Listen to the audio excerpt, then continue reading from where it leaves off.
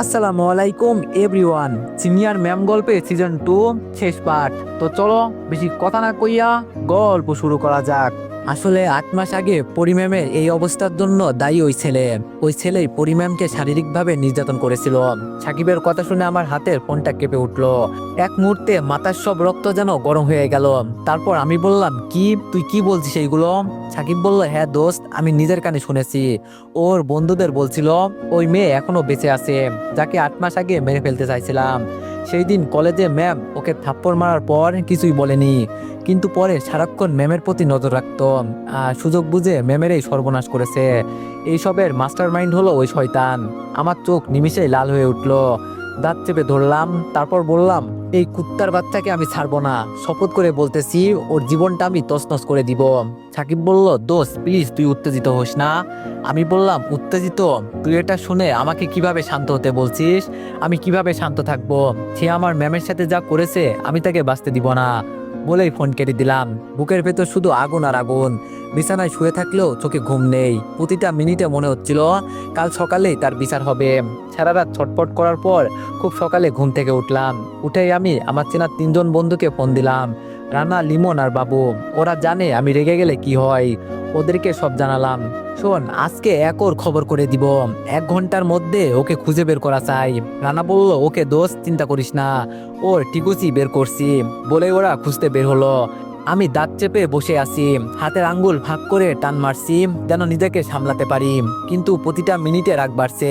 1.5 ঘন্টা পর রানা ফোন দিয়ে বলল, দোস্ত ওকে পেয়ে গেছি, কলেজের পিছনের গলিতে সিগারেট খাচ্ছে। আমি বললাম, দাঁড়া আমি আসছি। আমি তড়িঘড়ি করে বের হলাম। কলেজের পিছনের গলিতে যেতেই দেখি রানা, লিমন, বাবু আর সাকিব দাঁড়িয়ে আছে। রানা বলল, দোস্ত দেখতো ওই ছেলেটা কিনা। আমি দূর থেকে দেখি ও দাঁড়িয়ে আছে, হাসাহাসি করছে কারো সাথে। আমার চোখে অন্ধকার নেমে এলো। তারপর আমি বললাম, হ্যাঁ ওই কুত্তার বাচ্চাই। একটু পরে সেও আমাকে দেখতে পেল। ও আমাকে দেখেই চমকে উঠলো, পিছনে সরে যেতে চাইলো। আমি এক দৌড়ে ওর কলার ধরে টেনে আমাদের গাড়িতে তুললাম। তারপর ওকে আমরা সবাই মিলে সেই পরিত্যক্ত গ্যারেজে নিয়ে আসলাম, যেখানে ম্যামকে ও শারীরিকভাবে নির্যাতন করা হয়েছে। ও জায়গাটা দেখেই চমকে উঠলো। তারপর আমি বললাম, কিরে, জায়গাটা চিনতে পারছিস? 8 মাস আগে এখানে কি করছিস মনে আছে? হৃদয় বলল, আমি কিছু জানি না, তোরা আমাকে এখানে এনেছিস কেন? আমি আর ওর কথা শুনলাম না, সরাসরি এক ঘুষি মারলাম মুখে। ও মাটিতে ধপ করে পড়ে গেল। রানা, লিমন আর বাবু পেছন থেকে চিৎকার করলো, মার দোষ, এদের ছাড় দেওয়া যাবে না, এরা সমাজের আবর্জনা। আমি ঝাঁপিয়ে পড়ে বুকের উপর বসে একের পর এক ঘুষি মারতে লাগলাম। ওর নাক দিয়ে রক্ত ঝরছে, কিন্তু আমি থামছি না। পায়ের লাথি, মুষ্টির আঘাত, যতদিনের জমা রাগ সব ঢেলে দিলাম। আমি বললাম, শালা কুত্তার বাচ্চা, আমার ম্যামের দিকে চোখ দিছোস, তোরে আমি শেষ করেই ফেলবো, আমি তোর হাড় ভেঙে ফেলবো বলেই আবার দিতে লাগলাম কয়েকটা। কিছুক্ষণ পর সাকিব আর রানা আমাকে ধরে বলল, অনেক হয়েছে, এখন ওকে ছেড়ে দে, না হলে ও মরে যাবে, পরে ঝামেলা হয়ে যাবে। আমি বললাম, মরুক শালা, মরাই উচিত। তারপর সাকিব আর রানা আমাকে তার উপর থেকে টেনে তুললো। সাকিব আর রানা আমাকে দুই পাশে ধরে রাখলো। আমি শেষবার কলার ধরে চোখে চোখ রেখে বললাম, শোন, আর কোনোদিন ম্যামের সাথে কিছু করা তো দূরে থাক, উনার কাছে গেলেই তোর লাশ কেউ খুঁজে পাবে না।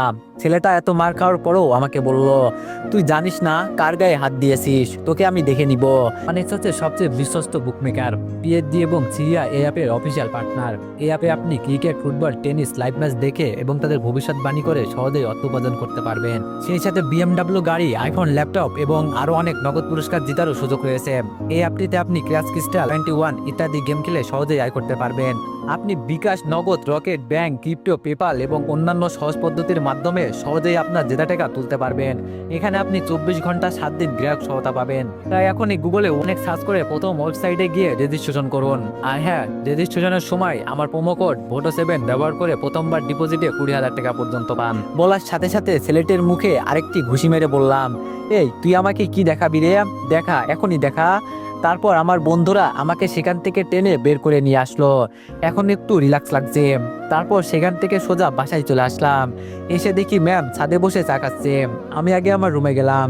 ফ্রেশ হতেই দেখি ম্যাম আমার রুমে আসলো। এসে আমাকে বলল, এত সকালে কোথায় গিয়েছিলেন? আমি তোমার রুমে আসছিলাম, এসে দেখি তুমি নেই। আমি আর ম্যাডামকে সত্যি কথা জানালাম না, জানালে হয়তো ম্যাম আবার চিন্তা করা শুরু করবে। তাই আমি বললাম, একটা জরুরি কাজে বাইরে গিয়েছিলাম। ম্যাম বলল, কি কাজ আমাকে বলা যাবে না? আমাকে বললে সমস্যা কি? আমি বললাম, আরে না, কোনো সমস্যা নেই। আমার একটা বন্ধু আছে সাকিব, ও ডাকছিল তাই দেখা করতে গিয়েছিলাম। ম্যাম বলল, ও আচ্ছা, কিছু খাইছো? আমি বললাম, না, খাওয়া হয়নি। ম্যাম বলল, তাহলে আসো, এক কাপে দুইজন চা খাই। আমি বললাম, কি? ম্যাম বলল, অবাক হচ্ছ কেন, খাবা না? আমি বললাম, আজকে এত রোমান্টিক মুডে, ব্যাপার কি ম্যাম? ম্যাম বলল, তুমি তো আমাকে রোমান্টিক বানিয়েছো, সব তোমার দোষ, এখন তোমাকে ছাড়া একটুও ভালো লাগে না। আমি বললাম, বুঝলাম ম্যাম। ম্যাম বলল, এখন চা খাবা নাকি আমি চলে যাব? আমি বললাম, আরে খাচ্ছি তো ম্যাম, এত রাগ করেন কেন?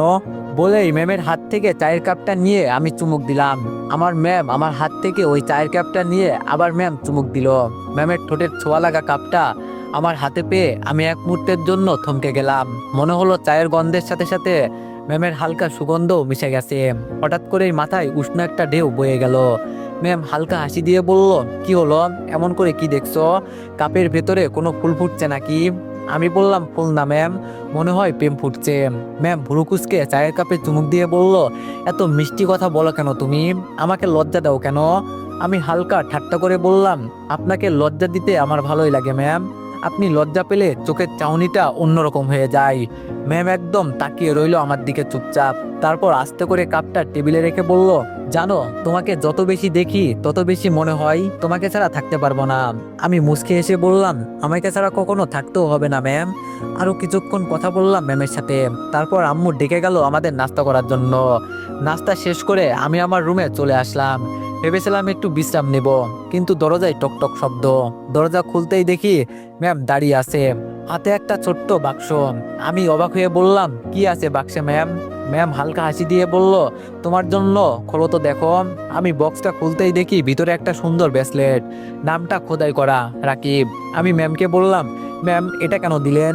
ম্যাম বলল, কারণ আমি চাই যখনই তুমি হাতের দিকে তাকাবে আর তখনই তোমার মনে পড়বে আমি তোমার জন্যই আছি। আমি হালকা মুচকে এসে ব্রেসলেটটা হাতে পরে নিলাম আর বললাম, থ্যাংক ইউ ম্যাম, আমার খুব পছন্দ হয়েছে। এমন সময় আমার ফোনে একটা অজানা নাম্বার থেকে মেসেজ এলো, তোর আজকের কাণ্ড ভুলে যাস না, আমি আসছি, এবার তো সিনিয়র ম্যাম আমার থেকে আর রক্ষা পাবে না। মেসেজ পড়ে আমার হাত কেঁপে গেল। ম্যাম সেটা লক্ষ্য করলো আর বলল, কি হলো, কে মেসেজ দিয়েছে? আমি তাড়াতাড়ি ফোন লক করে বললাম, কিছু না ম্যাম, ভুল করে আসা মেসেজ। কিন্তু ভিতরে ভিতরে বুঝে গেলাম হৃদয় এত সহজে ছেড়ে দেবে না। আর এবার সে শুধু আমার পিছনে না, ম্যামের দিকেও নজর দিয়েছে। ম্যাম চিন্তা করবে বলে ওইসব চিন্তা বাদ দিয়ে ম্যামের সাথে গল্প করতে লাগলাম। এভাবে আমাদের প্রেমের খুনসুটিতে আরো 15 দিন কেটে গেল। একদিন বিকেলে ম্যাম এসে আমাকে বলল, শোনো রাকিব। আমি বললাম, ম্যাম বলেন।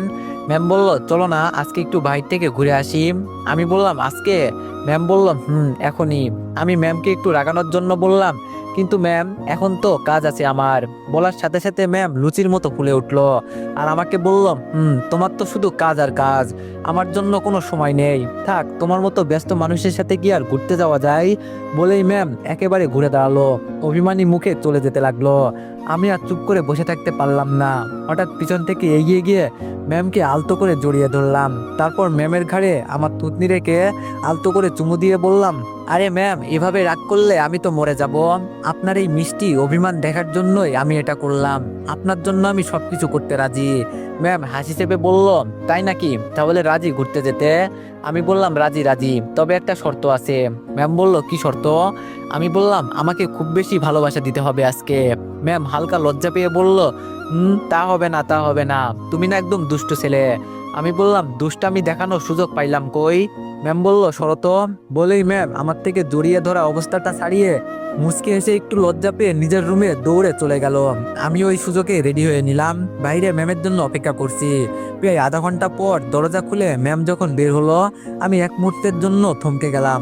গাঢ় লাল রঙের শাড়ি, হালকা মেকআপ, কানে দুল, চুলে খোপা, মনে হচ্ছিল জানো লাল রঙের মধ্যে লুকিয়ে থাকা কোনো রূপকথার রানী। আমার কাছে আসতে অবাক হয়ে বললাম, ম্যাম আজকে আপনি মানুষ না, একদম পরীর মতনই লাগছেন, চোখ সরাতে পারছি না। ম্যাম হেসে উত্তর দিল, চুপ করো, বেশি প্রশংসা শুনলে আমি কিন্তু উঠতে শুরু করব। আমি বললাম, উঠলেও সমস্যা নেই, আমি তো আছি আপনার হাত ধরে রাখতে। বলেই আমরা বাসা থেকে বেরিয়ে পড়লাম। আমি ঠিক করেছিলাম আজকে ম্যামকে এমন এক জায়গায় নিয়ে যাব যেখানে আমাদের দুজনের সময়টা একেবারে অন্যরকম হয়ে উঠবে। শহরের কোলাহল পেরিয়ে আমরা পৌঁছালাম নদীর ধারের একটা নির্জন জায়গায়। সূর্য ডুবতে বসেছে, চারিদিকে কুমলা আর লাল আলোয় নদীর জল চকচক করছে। হালকা বাতাসে শাড়ির আঁচল উড়ছে, আর ম্যামের চুলের গন্ধ আমার নাকে এসে লাগছে। আমি চুপচাপ দাঁড়িয়ে ম্যামের চোখের দিকে তাকিয়ে বললাম, ম্যাম, যদি এই মুহূর্তটা থেমে যেত, আমি চাইতাম সারা জীবন আপনাকে এভাবেই দেখে যেতে। ম্যাম কিছু বলল না, শুধু মিষ্টি হাসি দিয়ে আমার হাতটা শক্ত করে ধরলো। তার একটু পরেই ম্যাম বলল, রাকিব রাকিব রাকিব। আমি বললাম, কি হয়েছে ম্যাম? ম্যাম বলল, আমি ওই নৌকায় উঠবো, চলো না প্লিজ। আমি অবাক হয়ে বললাম, কি নৌকা? আপনি তো পানিতে ভয় পান বলেছিলেন একদিন। ম্যাম বলল, ভয় পাই ঠিকই, কিন্তু আজ তোমার হাত ধরে উঠবো, তখন তো আর ভয় লাগবে না। আমি একটু মজা করার জন্য বললাম, কিন্তু যদি হঠাৎ নৌকাটা উল্টে যায় তখন? ম্যাম ঠোঁট বাঁকিয়ে তাকালো। ম্যাম বলল, তাহলে তুমি সাঁতার কেটে আমাকে বাঁচাবে, আমার হিরো। ম্যামের এই মিষ্টি কথায় আমি হেসে উঠলাম। তারপর আমি নৌকাওয়ালাকে ডাক দিলাম। আমরা দুজনেই নৌকায় উঠে বসলাম। নদীর জল খুব শান্ত, শুধু মাঝে মাঝে ঢেউ এসে নৌকার গায়ে লাগছে। দূরে সূর্যের শেষ আলো কমলা আভা ছড়িয়ে দিচ্ছে চারিপাশে। ম্যাম আমার পাশে বসে হালকা করে আঁচল ঠিক করলো। হাওয়ায় চুল উঠছিল, আমি তা আলতো করে ম্যামের কানে গুজে দিচ্ছি। তারপর আমি বললাম, জানেন ম্যাম, আপনার চুলের গন্ধে মনে হয় পুরো নদীটা সুগন্ধি হয়ে গেছে। ম্যাম লজ্জা পেয়ে হেসে বলল, তুমি না সত্যি একদম অসহ্য। আমি দুষ্টামি করে বললাম, অসহ্য হলেও সারা জীবন আপনার পাশে থাকবো। নৌকা ধীরে ধীরে নদীর মাঝখানে চলে গেল। চারপাশে শুধু জল আর আকাশ, আর মাঝে আমরা দুজন। সেই নির্জনতায় ম্যাম আমার হাতটা ধরে রাখলো। কোনো কথা ছিল না, শুধু দুজনের চোখে চোখ রেখে নিঃশ্বাসের শব্দ মিশে যাচ্ছিল নদীর স্রোতের সাথে। হঠাৎ আমি আলতো করে বলে উঠলাম, ম্যাম, আমি চাই এই নৌকাটা যেন কখনো তীরে না লাগে।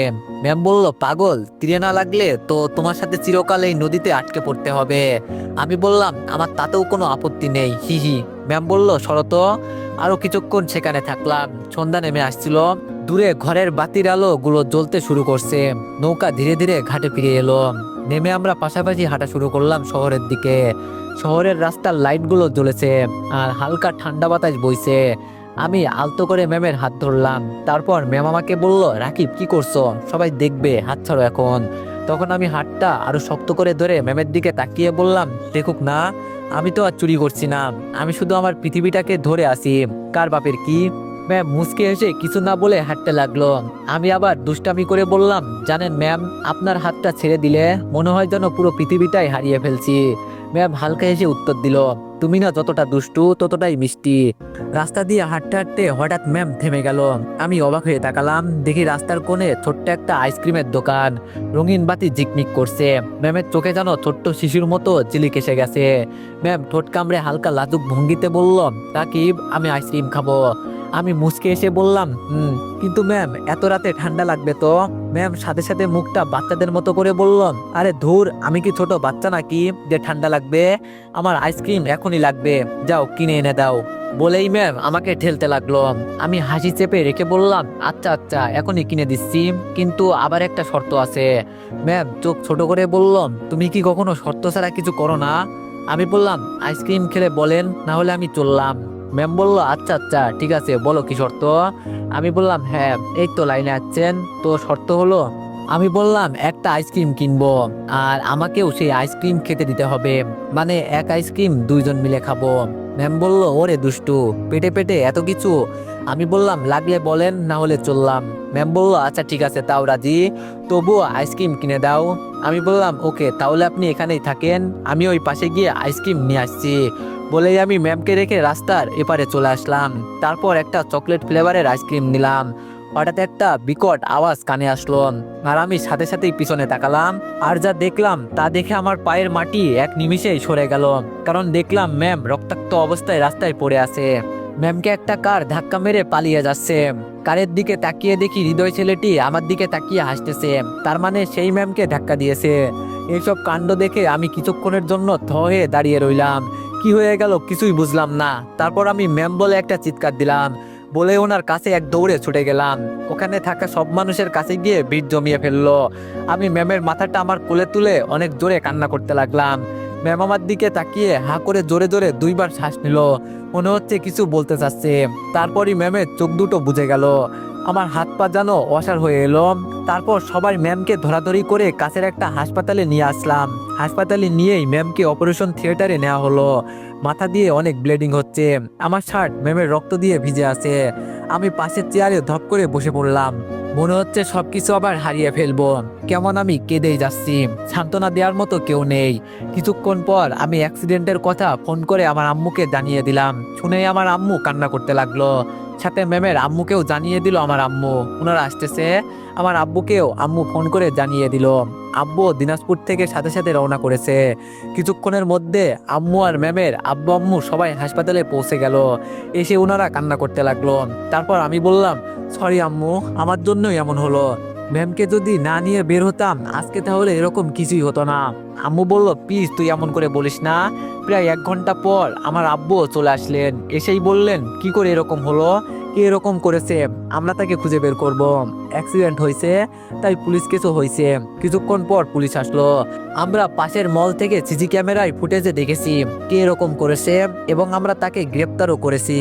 তার সর্বোচ্চ শাস্তির জন্য আবেদন করব, চিন্তা করবেন না বলে উনি চলে গেলেন। প্রায় আরো 2 ঘন্টা পর অপারেশন থিয়েটার থেকে ডাক্তার বের হলেন। সবাই আগ্রহ নিয়ে ডাক্তারের কাছে ছুটে গেলেন। আমিও গিয়ে বললাম, ডাক্তার, ম্যামের কি অবস্থা? ডাক্তার বলল, রোগী আপনার কি হয়? আমি বললাম, আমার পুরো পৃথিবী, আমার হবু বউ। এখন বলেন ও কেমন আছে? ডাক্তার বলল, এখনো ঠিক আছে, আমরা তো ওকে বাঁচিয়ে নিয়েছি, এখনো জ্ঞান ফিরেনি, আমরা বেডে শিফট করে দিচ্ছি, দেখা যাক কি হয়, চিন্তা করবেন না বলেই ডাক্তার চলে গেলেন। কিছুক্ষণ পর ম্যামকে বেডে শিফট করা হলো। এখন রাত প্রায় 11টা বাজে, কিন্তু কারো বাসায় যাওয়ারই কোনো নাম নেই। আমি ম্যাডামের বেডের পাশে ওনার হাতটা শক্ত করে ধরে মনমরা হয়ে বসে আছি। আঙ্কেল এসে বলল, আঙ্কেল বলল, রাকিব, তোমার আব্বু আম্মুকে নিয়ে সবাই বাসায় যাও, আমি এখানে আছি। আমি বললাম, না, আমি ওকে ছাড়া এখান থেকে এক পাও যাব না। আঙ্কেল বলল, বুঝার চেষ্টা করো বাবা, তুমি ওর শোকে অনেক অসুস্থ, তোমারও ঘুমের প্রয়োজন। আমি বললাম, আমি কিছুই বুঝতে চাই না, আমি ওর পাশেই থাকতে চাই। আব্বু আমার আম্মু আর আন্টিকে নিয়ে বাসায় চলে গেলেন। আমি আর আঙ্কেল রয়ে গেলাম। আঙ্কেল বাইরে খাবার আনতে গেছে আর আমি সব সময় ম্যামের হাত ধরে পাশেই বসে আছি। খাবার আনার পর আঙ্কেল আমাকে খেয়ে নিতে বললেন। খেতে না চাইলেও শরীর খারাপ করবে তাই আঙ্কেল জোর করেই খাইয়ে দিলেন। রাত 12:30, হাসপাতালের করিডোরে নিস্তব্ধতা। মাঝে মাঝে শুধু নার্সদের পায়ের শব্দ আর মনিটরের বিপ বিপ আওয়াজে কানে ভেসে আসছে। আমি এখনো ম্যামের হাত শক্ত করে ধরে বসে আছি। চোখ দুটো টনটন করছে ঘুমে, কিন্তু মন ঘুমাতে দিচ্ছে না। হঠাৎই দেখি ম্যামের আঙ্গুল একটু নড়ে উঠলো। আমি চমকে উঠে তাকালাম ম্যামের মুখের দিকে। মনিটরে ম্যামের হার্টবিট একটু বেড়ে গেল। ধীরে ধীরে ম্যামের চোখের পাতাগুলো কেঁপে উঠলো, যেন অনেক অন্ধকারের ভিতর থেকে আলোয় ফিরতে চাইছে। আমি কাপা গলায় বললাম, ম্যাম। ম্যাম কষ্ট করে চোখ খুললো, দৃষ্টিও অস্পষ্ট, ঠোঁট সামান্য নড়ল আর বলল, রাকিব। আমার বুকের ভিতর কেমন ধপ করে উঠলো। আমি তাড়াতাড়ি নার্স ডাকলাম। নার্স এসে প্রেশার মাপতে লাগলেন, কিছু ওষুধ চেক করলো। আঙ্কেলও বাইর থেকে ছুটে চলে আসলো। নার্স সব চেক করে তারপর বলল, ওনার মাত্র জ্ঞান ফিরেছে, তাই ধীরে কথা বলবেন, রোগীকে চাপ দিবেন না। নার্স চলে যাওয়ার পর আমি ম্যামের দিকে তাকালাম। উনি একটু কষ্টের হাসি দিলেন। তারপর আঙ্কেলের দিকে ওনার চোখ পড়তেই ম্যাম আঙ্কেলকে বলে উঠল, কেমন আছো আব্বু? আমি আর আঙ্কেল এক ঝটকায় ম্যামের দিকে তাকালাম আর চোখ বড় বড় করলাম। ম্যাম আঙ্কেলকে চিনতে পারছে কি করে? তাহলে কি ওনার স্মৃতিশক্তি ফিরে আসছে? আমাদের ওইভাবে তাকানো দেখে ম্যাম আবার বলে উঠল, কি হলো, তোমরা আমার দিকে এমন ভাবে তাকিয়ে আছো কেন? ম্যামের কথা শুনে আঙ্কেলের ঠোঁট কাঁপছে, চোখে পানি টলমল করছে। এতদিন ধরে যেই মানুষটা নিজের বাবাকে চিনতে পারেনি, আজ হঠাৎ তার মুখে আব্বু ডাক্তার শুনে যেন বুকের ভিতর জমে থাকা সব কান্না একসাথে বেরিয়ে আসতে চাইছে। আঙ্কেল কাপা গলায় বললেন, তুই আমাকে চিনতে পারছিস মা? ম্যাম হালকা হাসি দিয়ে দুর্বল হাতটা তুলতে চেষ্টা করলেন। আমি দ্রুত ওনার হাতটা আঙ্কেলের হাতে রাখিয়ে দিলাম। তারপর বললাম, চিনতে পারছি আব্বু, আমার সব মনে পড়েছে। আঙ্কেলের গলা বুঝে এলো, কোনো শব্দ বেরোচ্ছে না, শুধু দু চোখ বেয়ে অশ্রুধারা গড়িয়ে পড়ছে। আঙ্গুল দিয়ে মেয়ের কপালে হাত বুলিয়ে দিলেন, কপালে একটা চুমু দিলেন আর বললেন, আল্লাহ, তুমি আমার মেয়েকে ফিরিয়ে দিয়েছো, তোমার অশেষ মেহেরবানি।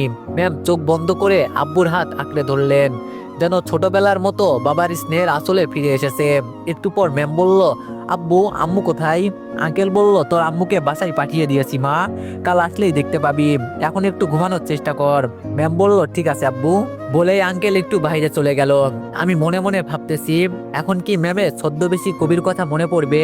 তাহলে এতদিনের ভালোবাসা কি ছিল? আর এখন কি ছদ্মবেশী কবির কথা মনে করিয়ে দেওয়া ঠিক হবে? না না, ম্যাম সুস্থ হোক, আরো পরে কখনো বলবো। তারপর আমি ম্যামের পাশেই চেয়ার নিয়ে ঝুমোতে লাগলাম। সকালে ঘুম থেকে উঠে দেখি আমি ম্যামের পায়ের কাছে মাথা রেখে শুয়ে আছি। চোখ খুলতেই দেখি ম্যাম দেখে আছেন। ধীরে ধীরে আমার মাথায় হাত বুলিয়ে দিচ্ছেন। তারপর ম্যাম হালকা হাসি দিয়ে বললেন, তুমি এখানেই শুয়েছিলে? আমি লাফ দিয়ে উঠে বললাম, সরি ম্যাম, কখন যে চোখ লেগে আসছে বুঝতে পারিনি। ম্যাম বলল, সমস্যা নেই, আমার জন্যই তো এরকম হয়েছে, তাই না? আমি ম্যামের চোখের দিকে তাকালাম। ম্যামের চোখে কেমন যেন এক উষ্ণ দৃষ্টি।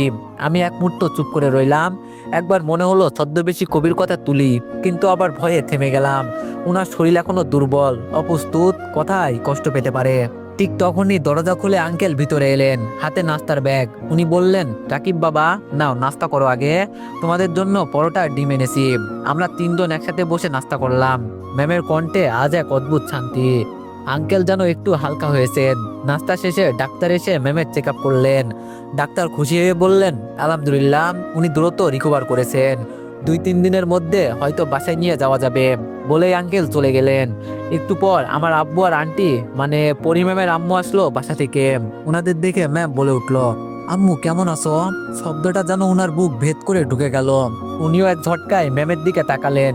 আন্টির চোখে জল গড়িয়ে পড়লো গাল বেয়ে। এক দৌড়ে বিছানার পাশে এসে মেয়ের মাথায় হাত রাখলেন। তারপর বললেন, মা, আমার সোনা, তুই তুই আম্মুকে চিনছিস? ম্যামের চোখে জল। দুর্বল হাত তুলে মায়ের গাল ছুঁয়ে বলল, চিনেছে আম্মু, আমার সব মনে পড়েছে। কি করে আমি তোমার গায়ের গন্ধ না চিনে থাকতে পারলাম বলো আম্মু?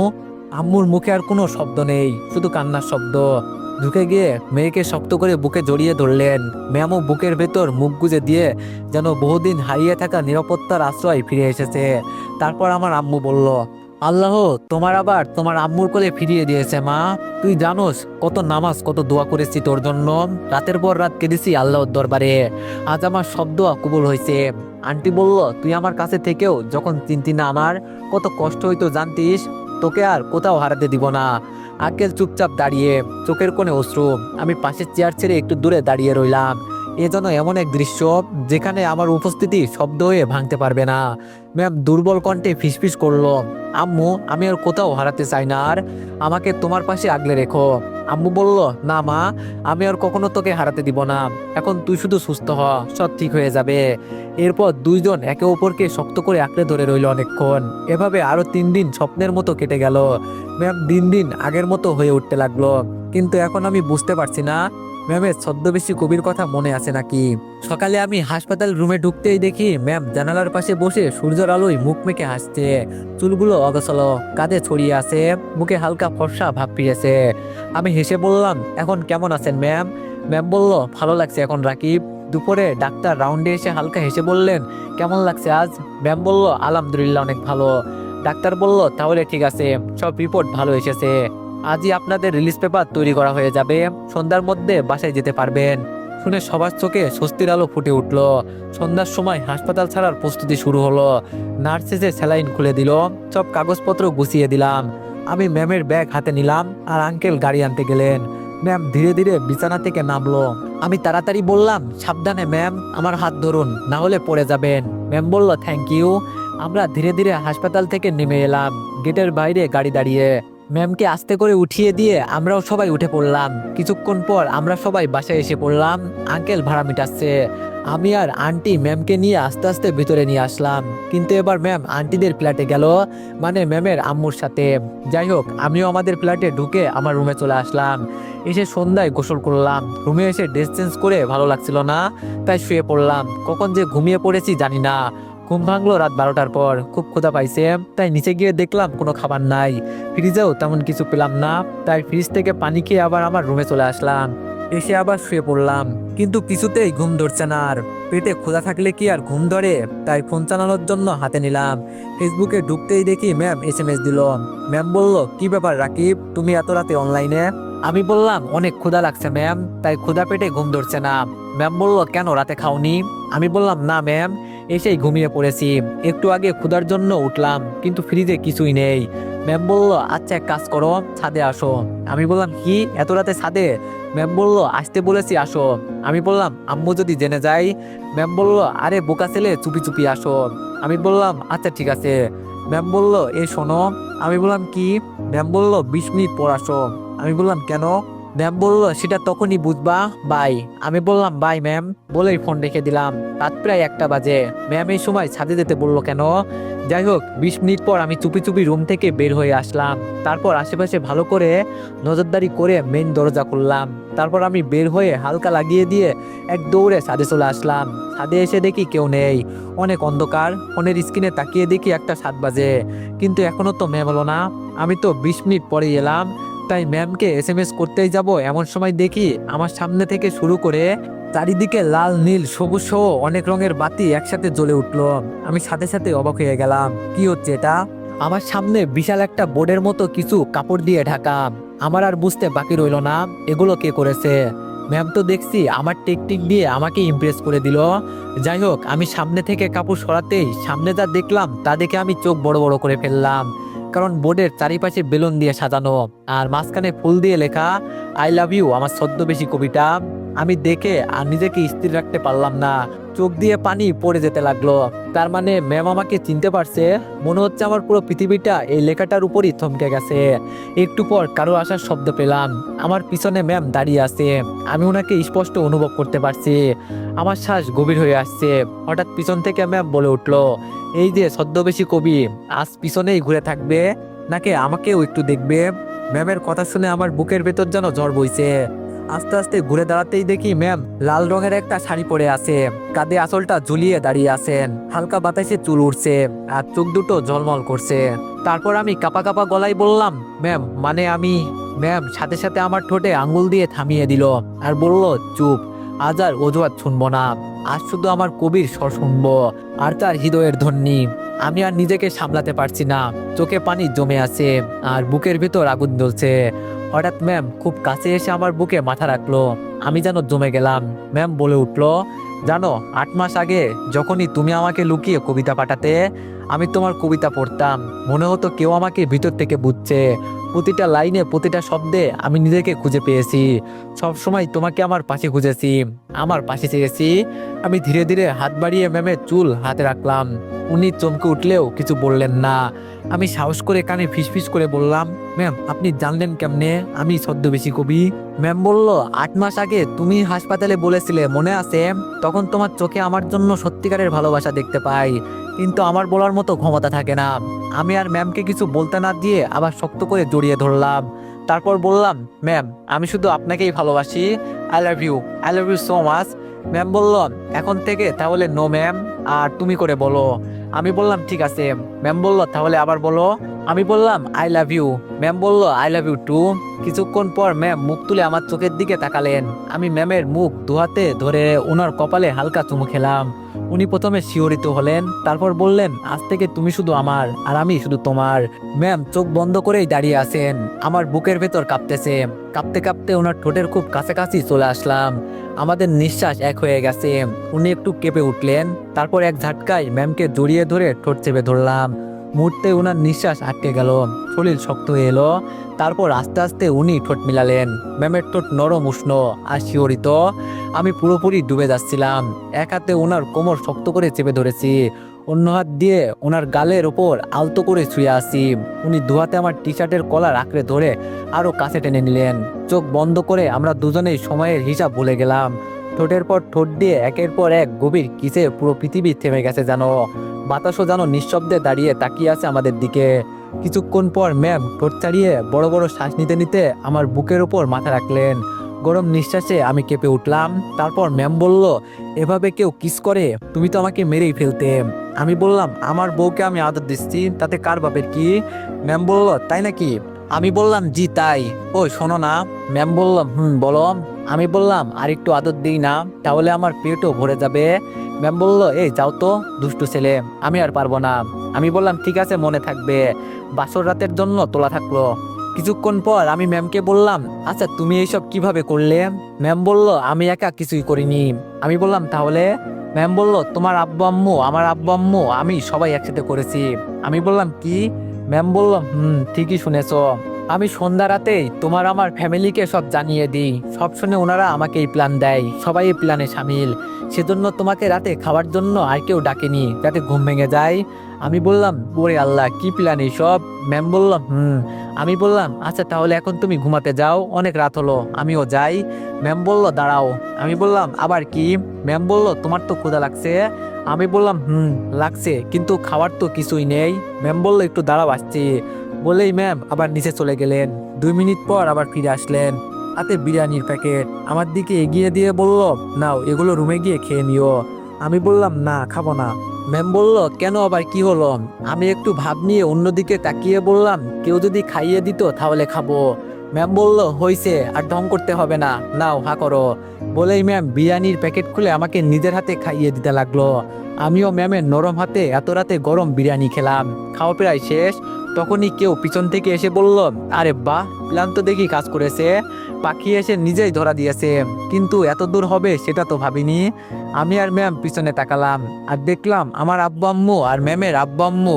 আমি লজ্জায় অন্যদিকে তাকালাম, তারপর আব্বু আমার ঘাড়ে হাত রেখে বলল থাক, আর লজ্জা পেতে হবে না পুত্র, আমি সামনের সপ্তাহে তোমাদের বিয়ের আয়োজন করছি। কি বলিস বন্ধু?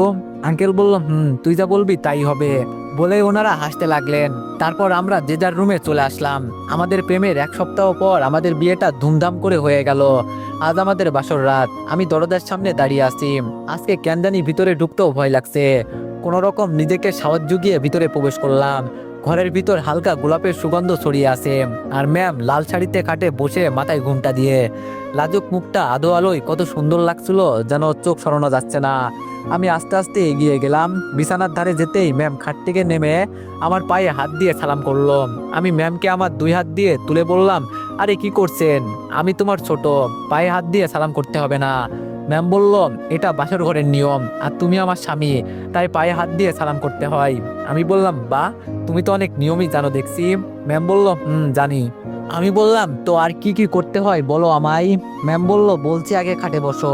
বলেই ম্যাম আগে খাটে বসলো। তাই আমিও ম্যামের সামনে খাটে বসে পড়লাম। বসতে আমার গলা শুকিয়ে গেল। কিছুক্ষণ চুপচাপ থাকলাম, তারপর সাহস করে বললাম আজকে থেকে আমি কথা দিচ্ছি সারা জীবন তোমাকে আগলে রাখবো। ম্যাম আস্তে করে মাথা নিচু করলো। ঘোমটার আড়ালে লজ্জার হাসি, কিন্তু চোখে চিকচিক করছে পানির মতো আবেগ। আমি হাত বাড়িয়ে আস্তে করে তার হাতটা ধরলাম, কিন্তু হাতটা আমার অনেক কাঁপছে। তাই ম্যাম একটু মুচকে হাসি দিয়ে বলল তোমার হাত কাঁপছে কেন? আমি বললাম কই না তো। ম্যাম বলল এই কাঁপুনি কি ভয় নাকি ভালোবাসার? আমি কিছুই বললাম না, শুধু আস্তে করে হাতটা ঠোঁটে ছুঁয়ে দিলাম। তারপর আমি আস্তে করে ঘুমটাটা সরিয়ে দিলাম। চোখে চোখ পড়তেই চারপাশটা যেন নিঃশব্দ হয়ে গেল, শুধু আমাদের নিঃশ্বাসের শব্দ শোনা যাচ্ছিল। ম্যাম একটু লাজুক ভঙ্গিতে বুকে মুখ লুকিয়ে ফেলল। আমি তাকে শক্ত করে জড়িয়ে ধরলাম। বুকের ভেতর অন্যরকম অনুভূতি বয়ে গেল।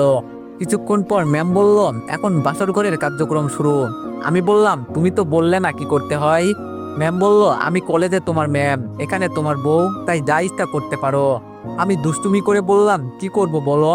ম্যাম বলল আদর করো। আমি আরো দুষ্টুমি করে বললাম আদর কি? ম্যাম আমার দুষ্টুমি ধরে ফেললো আর বলল আদর কি তাই না, দেখাচ্ছি মজা। বলেই ম্যাম আমাকে বিছানায় ফেলে দিল, তারপর আমার উপর উঠে বসে পড়লো। আমার কাছে মুখ আনতে আমি বললাম প্লিজ আমার সর্বনাশ করো না। ম্যাম আমাকে আর কোনো কথা বলতে দিল না, সোজা আমার 2 ঠোঁট তার ঠোঁট দুটো ডুবিয়ে দিল। তারপর যা সর্বনাশ তা হয়েই গেল। দুইজন হারিয়ে গেলাম এক সুখের রাজ্যে। তো পোলাপাইন আর কি শুনতে চাও? কি হয়েছিল? বিয়ে কর, সব জানতে পারবি। তো গল্পটি এখানেই সমাপ্ত। যদি গল্পটি ভালো লেগে থাকে তাহলে সবাই একটু বেশি বেশি লাইক আর কমেন্ট করে দিও। আর তোমরা তো হয়তো আজকের পর থেকে আমাকে ভুলেই যাবা, কারণ গল্প শেষ, আমাকে মনে রেখে কি লাভ। যদি তোমরা আমাকে ভালোবেসে থাকো তাইলে এই গল্পের মতো নেক্সট গল্পেও আশা করি আমাকে সাপোর্ট করবা, যেন আমি সুন্দর আরেকটা গল্প নিয়ে আসতে পারি। তো সবাই ভালো থাকবেন, সুস্থ থাকবেন। আল্লাহ হাফেজ।